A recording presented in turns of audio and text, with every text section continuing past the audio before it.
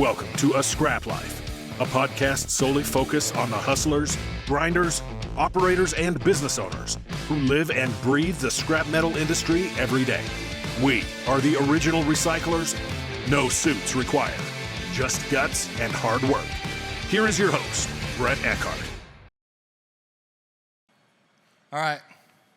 First of all, it's a lot easier for me to sit behind my phone and my keyboard and just type my thoughts, right, than actually get up and stand up and tell you what I'm really thinking. But it's just a comfort level thing. But I'm going to give it a whirl and see what we can do. So my name's Brett Eckhart. I own United Metals Recycling. I'm based out of Idaho. I got Jake Bronstein here with me to talk about the capital component of my 4 pillars of growth, and just to kind of shed a different perspective on capital.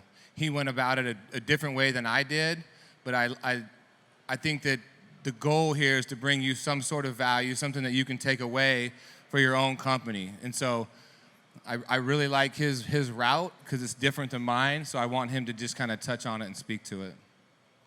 So thank you, Jim Keefe and Recycling Today and GIE Media for giving me this opportunity. This is the yard I grew up in.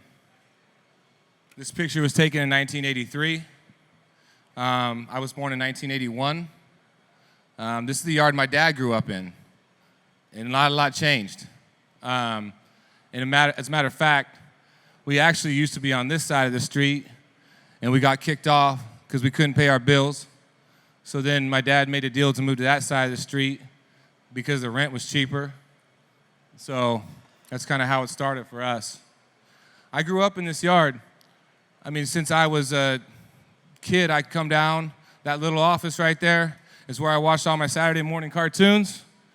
And as soon as I got old enough, I started watching college football when I could kind of understand what was going on. Our recycling center was the kind of long building. Eventually, I moved to the recycling center. I've done about every job in there. I've ran the cut and torch. I've ran the recycling center. I bought aluminum cans. I didn't know much different. I thought that's just how it was. So as I got older and I was trying to figure out, what my path was going to be and what I was going to do, I knew I wanted to grow the business, but I just didn't know what exactly how I was going to do it. Luckily for me, my grandfather started it in 72, and 6th grade education, he got us to that point. My dad graduated high school. He went to work. There isn't a lick of concrete out there other than between those 2 buildings. He went to work trying to build it with his own vision. I'm lucky enough to have a grandfather that had an iron will, but not super educated to grow and to build. I'm even more lucky that I had a dad that had ambition and was trying to figure out his own way to build the business.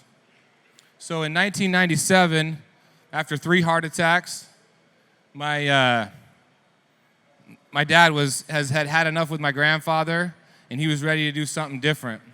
He's like, we need to get you out. We need to find a way to grow.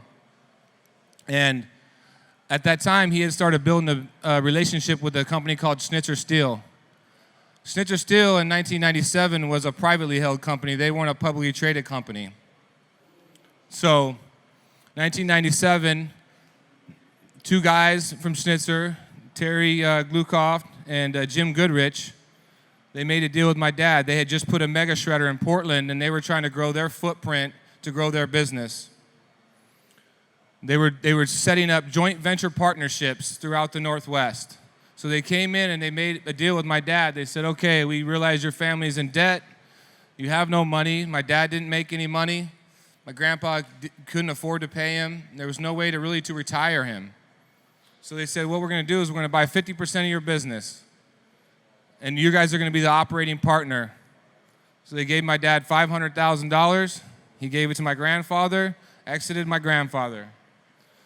Then they gave him $1 million, $750,000 to buy a 700-ton Sierra shear, and $250,000 for cash flow to feed this year. This is 1997. In 1998, if you guys know your scrap history, the market took a shit all over itself. That's the truth. So there I am, my junior year in high school, going into my senior year this summer. I'm out there working in the cutting torch, trying to figure out what I'm gonna do with my life. And I asked my dad, I'm like, hey man, how do I get one of those office jobs? He just fucking laughed at me. He goes, why don't you go to college? And I was like, well, you didn't go to college. And he's like, yeah, I don't care. He's like, go do something. So in my family, nobody went to college. Not my aunts, uncles, cousins, grandma, grandpa, nobody. Nobody ever stepped foot. That's what we did right there. So I don't know if my dad told me to go to college because he wanted me to get out and go do something different, or if he wanted me to go to college because he thought maybe that could help the cause. I need to ask him. I'm gonna do a podcast one of these days. I'm gonna ask him that question. Dad, why'd you tell me to go to college?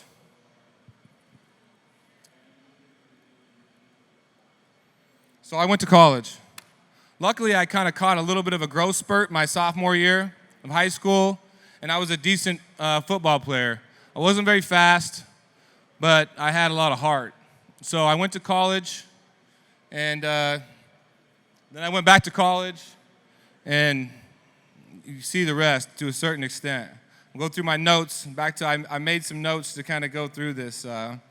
5 years, 2 colleges later, I was on my spring breaks, I would go to Schnitzer, because at the time we were partners with Schnitzer. I'd go do my internship. I didn't know what I was interning. I just knew that if I could go learn something from a bigger business than what I was doing, that maybe I could take something back when I actually left. I always knew I was coming back. I didn't think I was gonna go be some fucking geologist or anything like that. I knew what I was gonna do. I was gonna go back to the scrap business. I just was lucky enough to get paid to play some football and try and get an education. So that's what I was doing. I've had some successes. I've had a lot of failures. I love this industry. I love what I do. I'd like to think that I've had more wins than losses, but I've racked up my fair share of losses as well. So I'm just gonna kind of talk through like my 4 pillars and what's kind of worked for me. And at the end of the day, I'm trying to keep this session really, kind of buttoned down so we can ask questions and we can hopefully learn from each other. This is what's worked for me. These is what I call like basically my 4 pillars: people, marketing, capital, and speed. And speed refers to decision making. How fast can you make a decision and move forward? I have a guy that works for me who's a real big part of my company. And one day, about a couple years, he goes, man, Brett, we don't have a bread problem, we have a peanut butter problem. And I'm like, what the fuck are you talking about, Jay? And he goes, well, dude, he's like, we have all these ideas, we have these businesses, but we just don't have enough people to run them, to actually come in, and he's like, we're getting spread too thin. Your people are your peanut butter, right? That's what allows you the ability to expand and make a good peanut butter and jelly sandwich. If you're spread too thin and all you got is jelly and bread, that's a shitty sandwich. But if you got the right amount, the right mix, that's the peanut butter. That's what it is. And so when he said that to me, I was like, it took me a while to get it figured out, but I was like, you're right. I was like, we got to get what I thought was my strength. I said, we got to get better at getting more good people. More people, more peanut butter equals more sandwiches, a better tasting sandwich. So I talk about this working in your business versus working on your business. So when I went to college as a freshman, I was in the dorms, and I became really fast friends with a fellow linebacker. We both played the same position.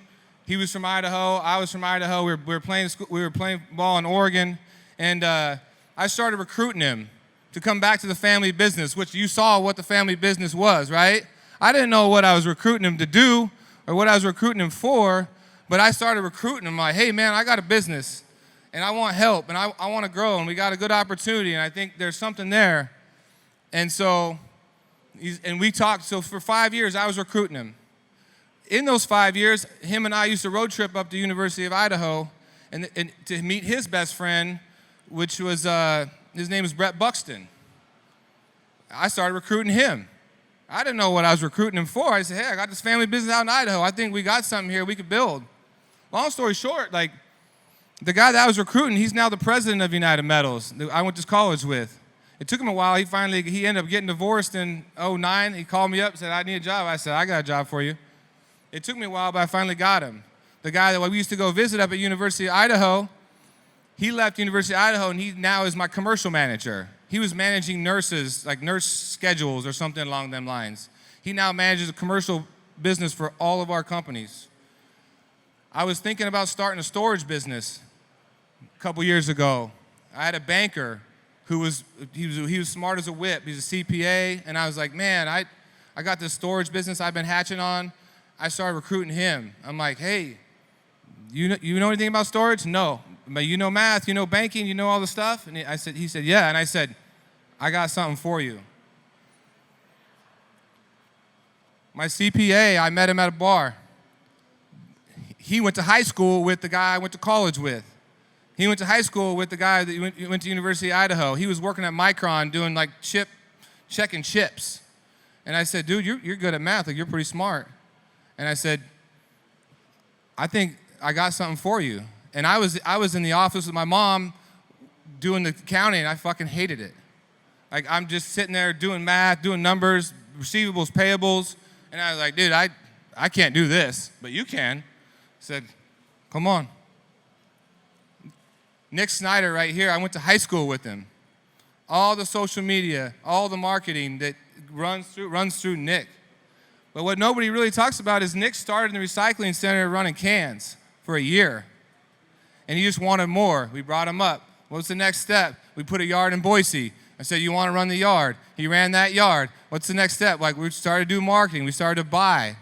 All those little things, I'm like, dude, you can be good at that. Like, I don't want to be out buying every day. I can. I'm willing to. I did it for a long time, but I don't want to keep doing it.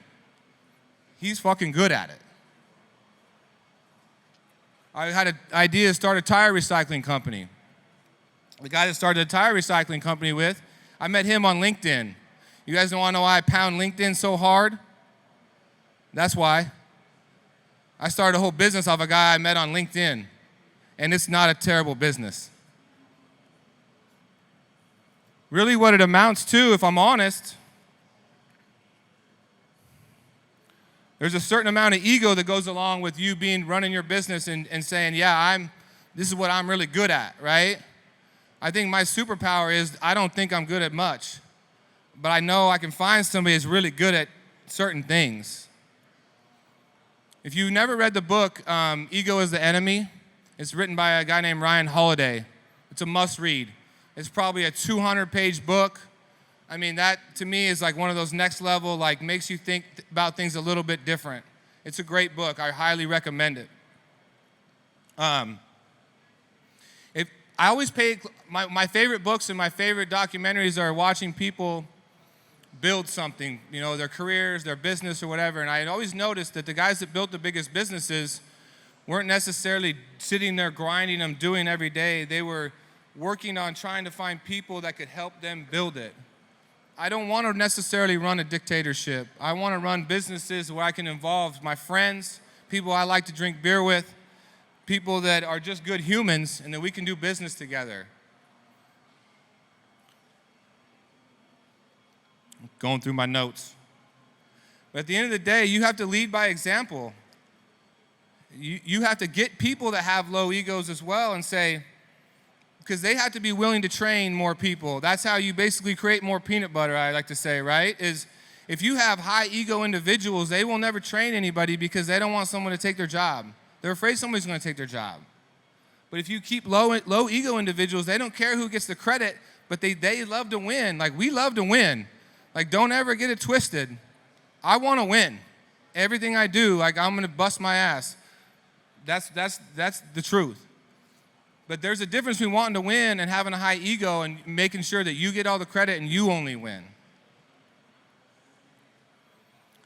Time is money. You hear people say time is money a lot, but at the end of the day, you watch what they do throughout the day, and is really time money?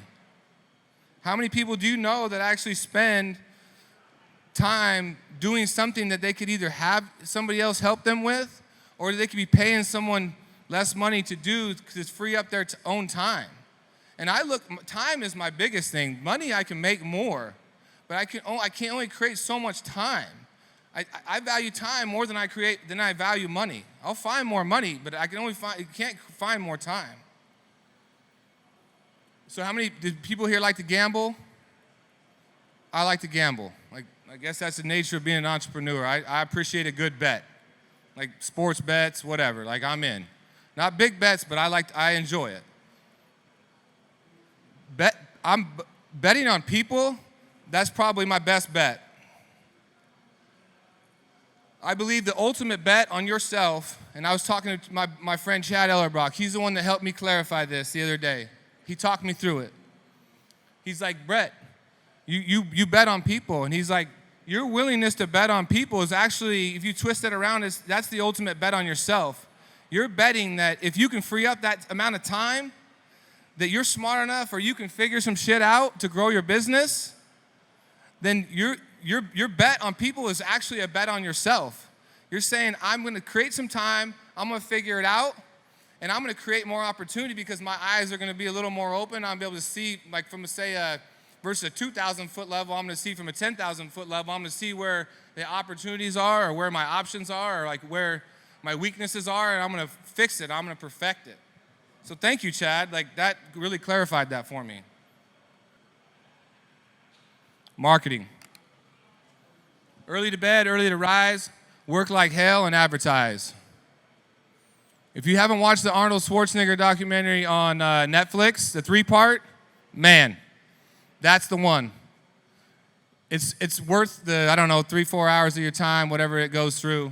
You talk about a guy that busted his ass, and people always like to talk about Arnold as a self-made man, and he'll sit there and tell you, I'm not a self-made man. I've had so much help along the way, right? But one thing Arnold was never afraid to do was work. That's why he became a Mr. Olympia bodybuilder. That's why he became, one of the best action heroes ever to exist. That's why he became the governor of California, right? Because he worked his ass off and he advertised. He would talk about how hard he worked on the movies, and then he was he said a lot of the actors would be like, no, I did the movie, let the company go advertise for me, let them do what they do. Except for Arnold didn't do it that way. What Arnold did is he's like, I'm gonna be front facing, I'm gonna do all the work, and then I'm gonna go talk about all the work I did. And I think that was probably one of his greatest strengths.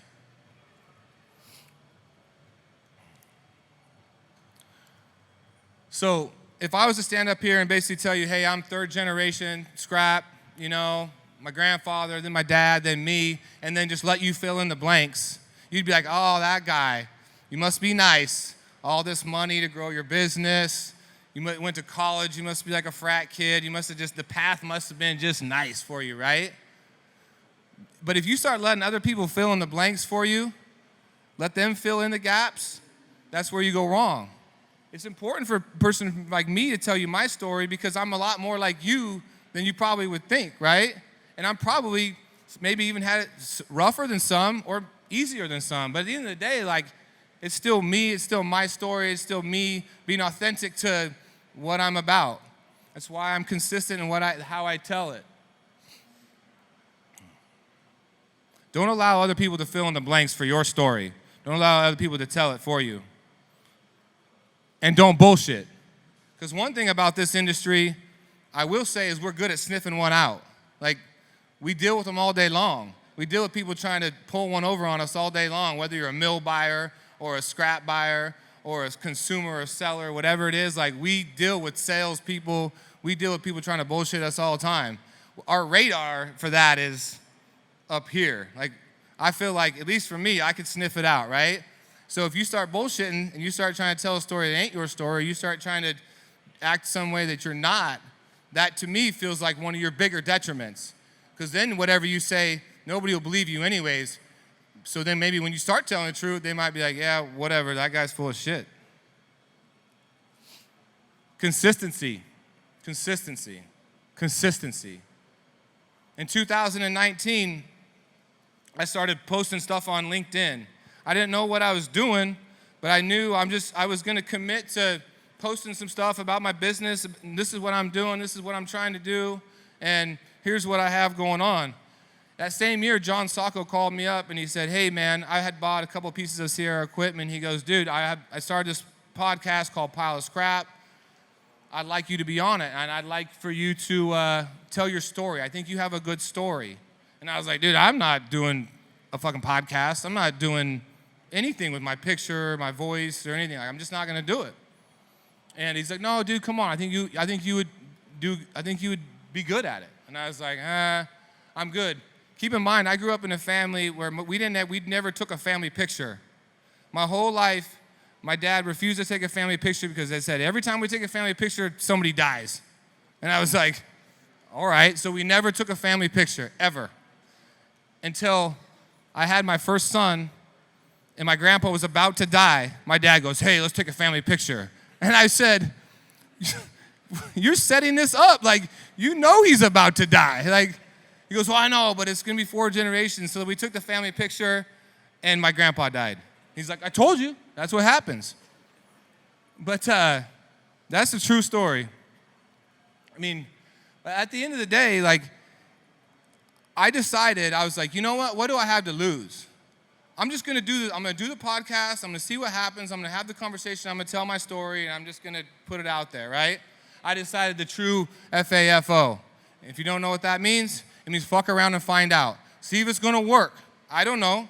But I'm still the same guy that if you told me if I ate that pile of dog shit and it would grow my business, I would say, where's the ketchup? Like, I'm in. Like, I was at that point. Like, I'm trying to build something here, right? So I do it. 2019 comes around. I'm posting regularly. And all of a sudden, I start to get traction in my business. All of a sudden, like, I talked to Brian, our CFO, today, and I say, he goes, I could tell exactly when you started doing social media. Our consumers of our scrap tripled, which means I sell to 3 times more people than I did in 2019. I don't have that much more scrap. I just have that many more people looking at the scrap I'm producing and I'm selling. Talk to Tom, who runs our HR, who's the president of United Metals. He goes, I know when. He goes, as soon as we started branding, as soon as we started going hard at the marketing, all of a sudden it came a little easier for us to find truck drivers because we were showing off our trucks, we were showing off our equipment, we were showing off our stuff. The labor became a little easier for us to find. Not that we didn't fight labor issues, because we did, but we didn't fight it as hard as other people fought it because we actually had a brand, we had something we could show people, like, this is what we're doing. Ask Nick Snyder. Ask him what's happened since 2019. We can get into it later. But ask him how much more scrap we buy since we did Google reviews. We pounded Google AdWords hard. And then we actually set up legitimately clean websites and doing the podcast. We get more looks at out-of-town scrap, out-of-town contractors coming in, looking at our business, and giving us a shot.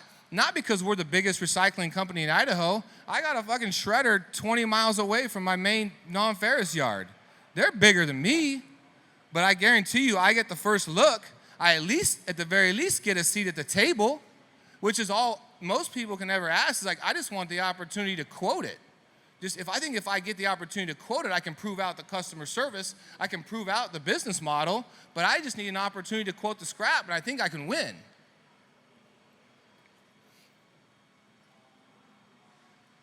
Capital.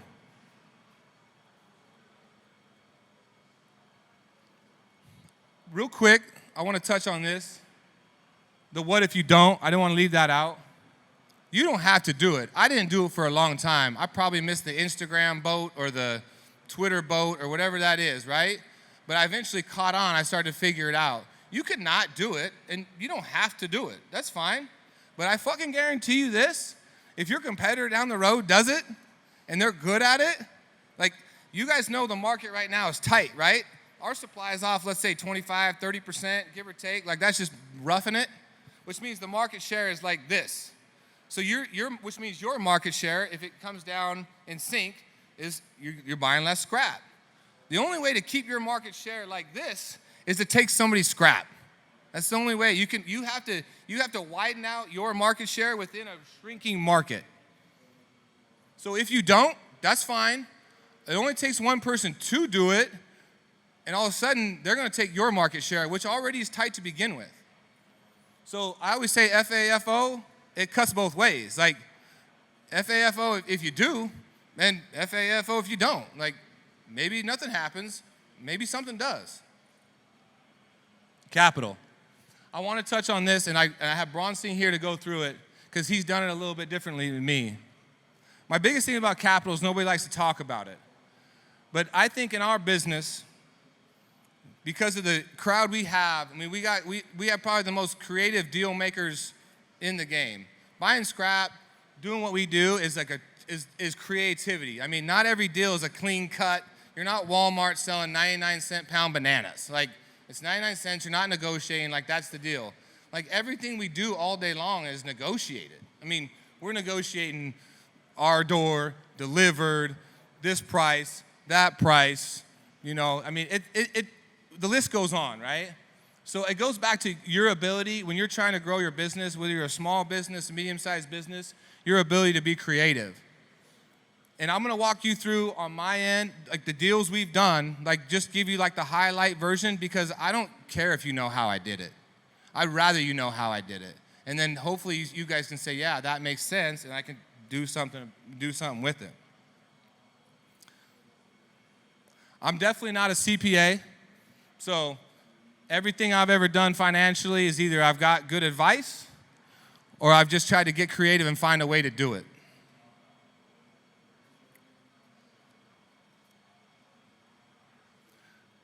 Capitalize on your network. You wanna know why I pound LinkedIn so hard? You wanna know why I do social media so hard? Because I need the network. I need to find people that can help me and help me understand, and I want to find business owners that are tired of, that are third generation, that they don't have someone to come in and step in and fill those shoes. I want to find an auto salvage that's struggling. I want to find those things, those opportunities is what I'm looking for. Your network is really what creates your net worth, whether it's somebody to talk to or your ability to build on the backside of it.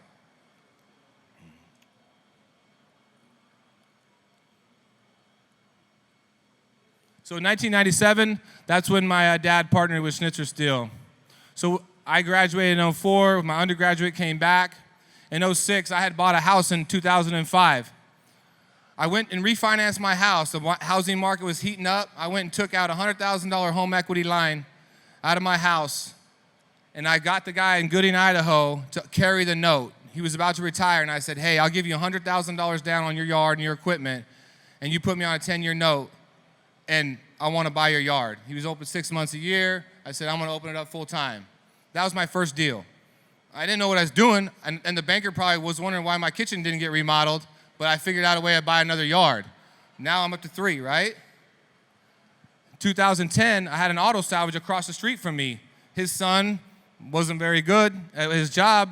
He ended up kind of getting himself in a position to where he was ready to retire. I said, hey, I want to buy the auto salvage. He had 2,000 ton on the ground. I said, I'll give you $300,000 down, but I need a month to come up with the 300 grand. He said, all right.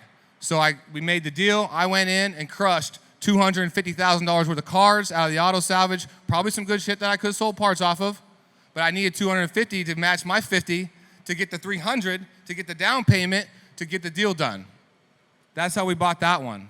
Boise, Idaho, when we made the deal with Schnitzer, we didn't fold the property into the deal. They were worried about the contamination or whatever of the properties. They just wanted to do the JV based off of the business. So I took those 3 properties that we had and used them to leverage with Schnitzer to get the Boise facility bought. So I didn't have to come up with the cash capital to pay $2 million for the property. Twin Falls, my banker, they had a trucking company that went bankrupt in 2013. That was a rough trucking market. He said, hey, I got this building. We want to get out from underneath it. And I was like, hey, I want to put a yard in Twin Falls. I've been looking at that area for a while. He goes, I'll sell you the building for the right deal. And I said, I'll take it. Traditional financing. LeGrand, Oregon. I was buying cars from, was a road buyer. Nick did the job as well. Became really good friends with a guy that owned a company. It was B&K Auto Salvage. He said, hey, I had this guy coming to town. He's moving in. He's a scrap buyer. He's starting to take all my cars. He kind of had a captive market at the time. And he said, hey, man, I need help. And I said, how about this? I said, I'll take all the debt off your books. He was on an owner carry with the previous owner. I said, I'll take the note, and then I will bring a scale in and some equipment, and we'll start buying scrap. We'll put that fucker out of business. Like, we'll go beat him at his own game. We did. 2 years later, that guy filed for bankruptcy, and now we have the auto salvage and the recycling facility in Oregon. 2016 was when we bought out Schnitzer Steel. My dad said, you'll never get it done. You'll never get them bought back out. And this time, they're a publicly traded company. And I had made good banking relationships. I said, hey, I've got this business. I think I can get it bought right. If you guys know your scrap history, 2015 was a terrible scrap market once again. So they were looking to exit partnerships. I raised my hand. They said, either you buy us, we buy you. And I was like, I'm staying. Like, I know what I'm doing. I like what I do. I said, let's figure it out. Mike Henderson at the time, him and I had a relationship. I said, let's figure it out, Mike. I said, we both want to win. I still want to sell you scrap. Make me a deal I can't refuse. And we bought him out, and I retired my parents the same year. 2016, another owner, Kerry, we retired him, retired our competition. 2018, I was working on a deal with an existing recycling facility. At the last minute, he pulled out on me. And so I was like kind of sitting there like, well, shit, what do I do? So I went and bought an existing piece of property, and I knew that market, I knew that customer base. And a year and a half later, he filed for bankruptcy, and we still have that yard. Payette, Idaho, owner Kerry. Caldwell, Idaho, COVID, the tortilla plant went defunct in our area. I bought the tortilla plant, gutted all the tortilla gear out of there, and built our truck shop. Traditional financing. Caldwell, Idaho. I took my old truck shop and built our converter recycling facility. And right now, 2023, I'm building the tire recycling plant. Traditional financing, bank loan through equipment. I say that because it is what it is. Like, this is how I did it. Like, I'm not a fucking rocket scientist. I just tried to figure out a way to get stuff done, which is why I want Jake here, because Jake's first generation, and he found a way to get it done with no upfront money on his end, but he found a way.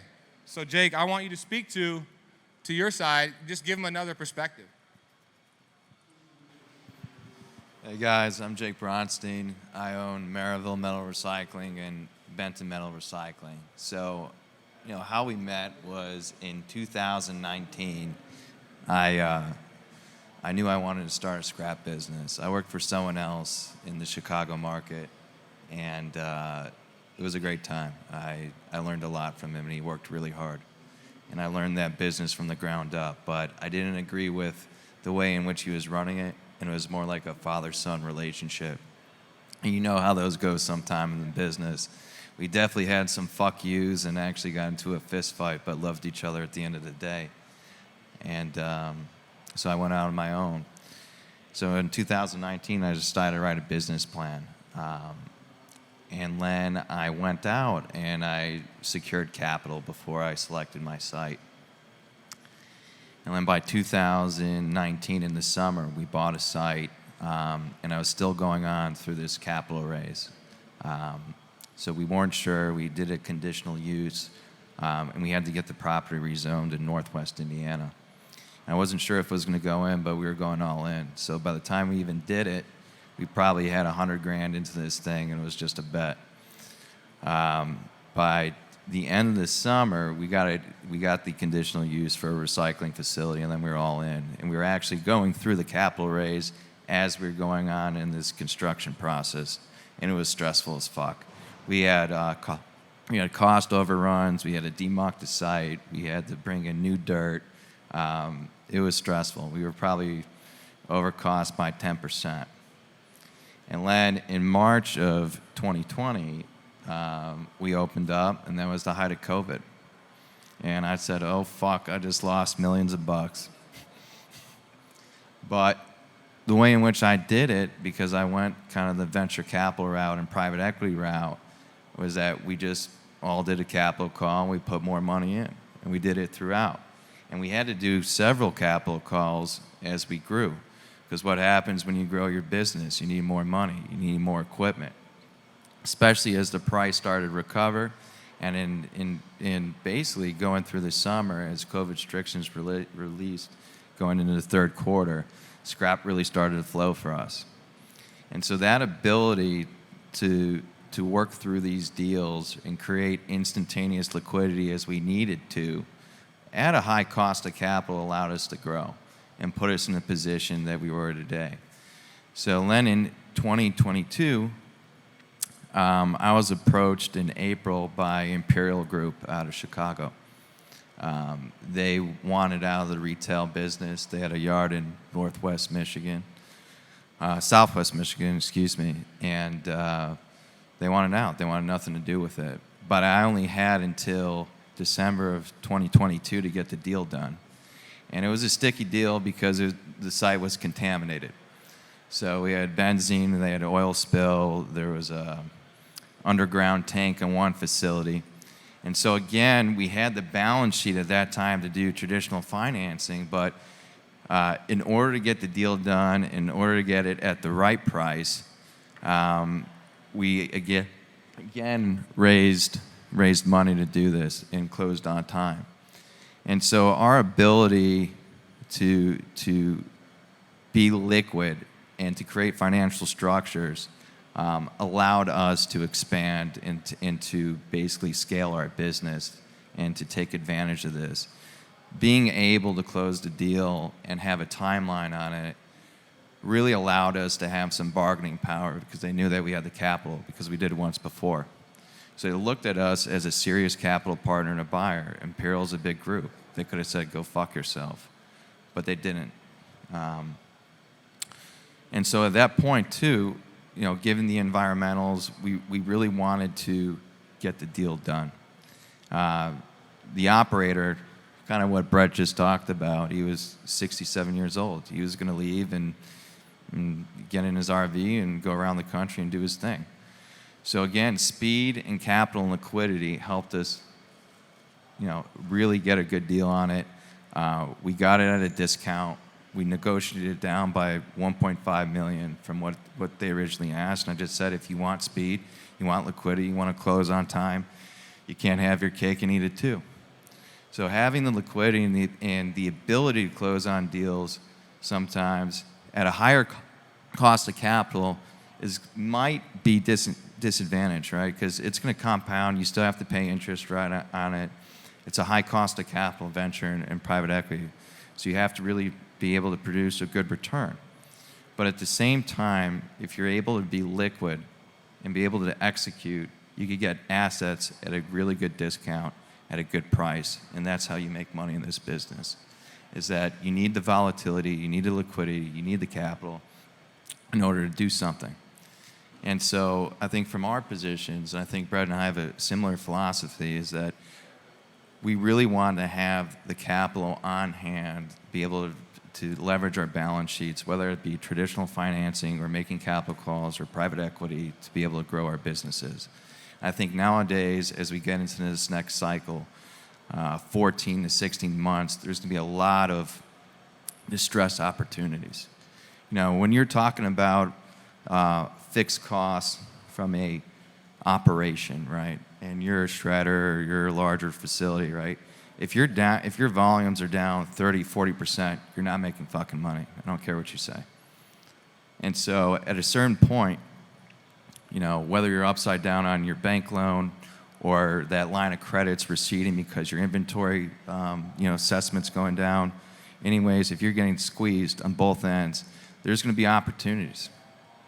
I guarantee it. So my advice to you guys, you know, it doesn't have to be traditional financing, but I would get your balance sheets in order. I would look at your P&L. I would understand the operating metrics of your business and get prepared. make sense of your balance sheets, really sit down, get your financial reporting right, and go execute.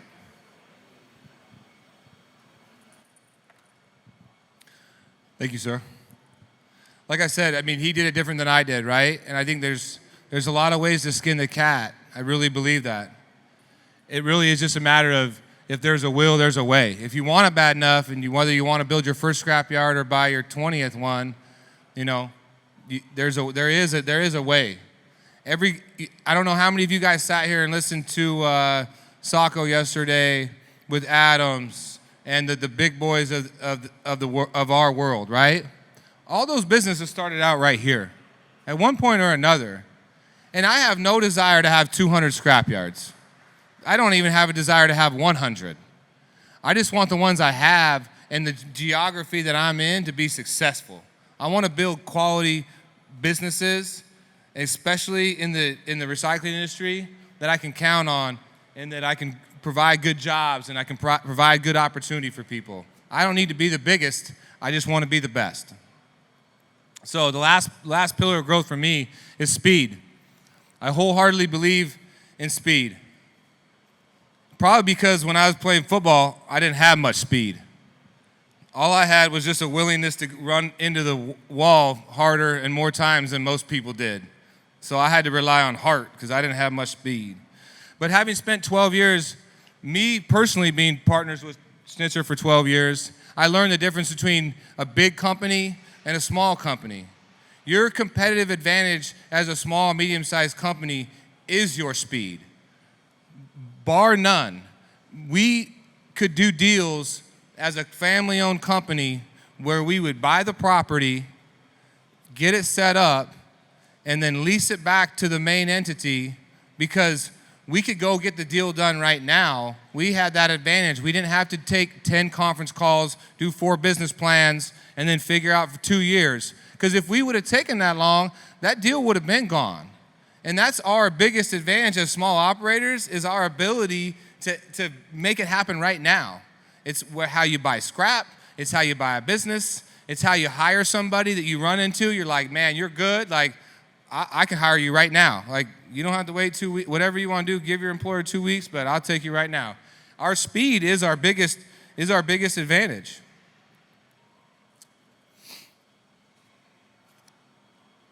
Flat squirrel.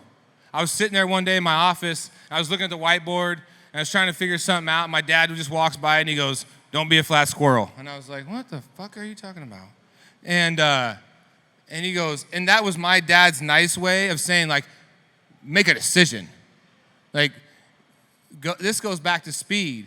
If you have good people and you have them in place and you're willing to take feedback because your ego's not in the way, you should be able to make faster decisions. So the other advantage we have as small, medium-sized operators is we can make a fast decision. If I want to buy something or do something right now, I'm like, yes, no. Like, I can make that decision because I've got good feedback. I know I've got the right people in place. So our ability to make fast decisions is our competitive advantage. You're competing with big guys in your territories, right? The big SAs of the world, the Schnitzers or whatever.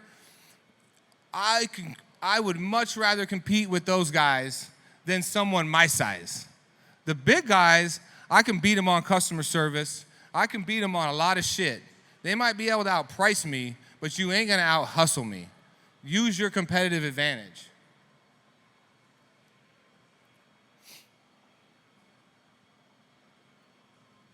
Don't be afraid to say no deal.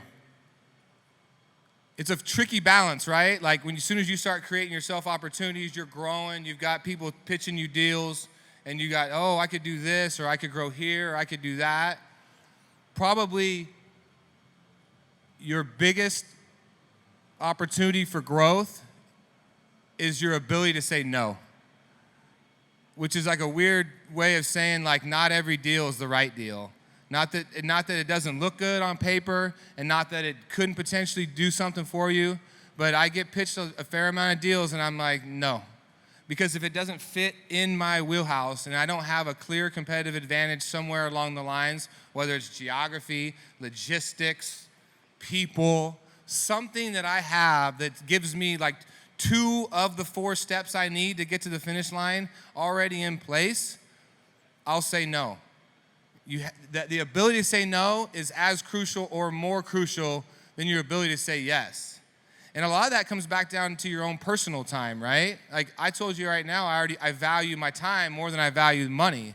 So my ability to personally say no to certain things is like me saying, no, I need that time to do X, Y, Z. So don't be afraid to say no. Not every deal is right. I was going to do that. You know how many guys I've ran into that said, I was going to do that. I was going to build that. I'm like, oh, really? Yeah, you were, huh? That's awesome, man. You know how many people I ran into that said, I built that? Like, I mean, take Obama out of it, and he says, you didn't build that. Like, everybody in here, you guys built your shit for the most part. I have no doubt. You built it. And there's 10 guys lined up that says, I was going to do that, or I could have did that. But they didn't. You did it, right? And there's something to be said. The reason that you have the ability to do it is because you were willing to take the risk. And in this business, the biggest growth I've seen in any of my businesses, the reason I was able to buy our facility in Boise was because I could finally afford the building. 2 years before that, when the commercial market was ripping, that building was double or triple the price. In 2010, I could finally afford it. I finally was like, okay, I could actually buy that building and put a yard in there. I can actually afford to do it. So I had to have the nuts to say, yeah, I know the market sucks, but I'm gonna give it a shot. And the reason I've always said, I'll give it a shot, because I'm like, what are you gonna do? What are you gonna take from me? My birthday? Yeah, you see where I came from. I built it from there to here, and it took me 20 years. I figure I could probably build it back in 5, all the lessons I've learned, all the hard knocks to get here. Like, take the shit from me. I'll come back. So to wrap it up, I think great people allow you to make fast decisions. As long as you're willing to listen to their feedback. Marketing is a game of consistency. It's not speed. I don't need another job. I don't need more stuff to do throughout the day. If I find value in it, that's why I do it. If I didn't find value in it, I'd do something different. Like, that's why I commit the time. Your consistency is your biggest advantage, not creating some highfalutin, great-looking video. It's just your ability to be consistent. This is what I'm doing. This is where I'm at. This is why I care. This is my people. This is, and then just going down the list. Capital is oftentimes, not who has the most. It's who can be the most creative, who can get the deal done the quickest. And I truly 100% believe that, because when you don't start with a lot, but you found a way to make it work, it's not about having millions of dollars in the bank account. It's about who can figure out the best deal that's going to fit in with their piece of the puzzle and get it done and get it to the finish line. And that's it. That's the end.